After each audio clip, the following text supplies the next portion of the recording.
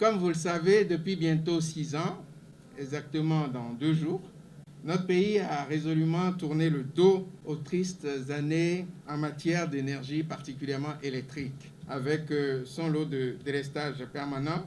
Donc ce délestage est désormais derrière nous, même si nos concitoyens peuvent confondre effectivement un certain nombre de coupures pour des délestages. Nous avons tourné donc le dos à ce phénomène grâce évidemment au président Patrice Talon et à tout son gouvernement qui avait compris qu'aucun pays ne peut se développer en ayant un système électrique obsolète et en totale inadéquation avec les besoins à la fois de la population, mais également des artisans, des industriels qui sont les premiers créateurs de richesses pour un pays. C'est pour cela que des investissements massifs, je dis bien massifs, ont été faits dans ce secteur à la fois stratégique et éminemment capitalistique et qui se traduit par un seul élément de comparaison. Sur les 5 précédentes années du premier quinquennat du président Talon, le niveau d'investissement dans le secteur de l'électricité est de loin supérieur à la somme de tous les investissements dans le secteur sur les 3 quinquennats précédents.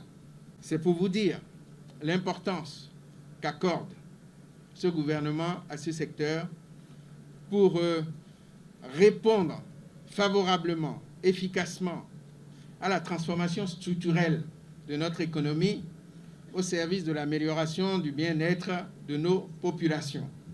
C'est ça l'objectif final. Il n'y en a pas d'autre. Et on doit remercier la volonté et la détermination du président Patrice Talon par rapport à cette transformation historique dans notre pays. Tous ces progrès que nous enregistrons de jour en jour, et ça doit continuer. Toutes ces performances, jamais égalées depuis 1960, méritent d'être portées à la face du public pour qu'ils puissent vraiment toucher du doigt la qualité du travail qui se fait malgré les difficultés inhérentes au travail de l'homme, en même temps exprimer ses points de satisfaction ou d'insatisfaction et ses attentes futures pour nous aider à continuer de progresser. C'est dans cette optique qu'en 2019, j'ai initié la semaine de l'énergie. Il s'agit de journées portes ouvertes pour permettre aux acteurs de notre système électrique, toutes les parties prenantes, en l'occurrence les associations de consommateurs, les abonnés, les professionnels des médias et autres, de comprendre et de découvrir comment un système électrique fonctionne. Qui en sont les acteurs? Quels sacrifices consentent-ils au quotidien pour que l'énergie soit disponible en quantité et en qualité dans les ménages et dans nos industries? Et aussi, quelles sont les innovations technologiques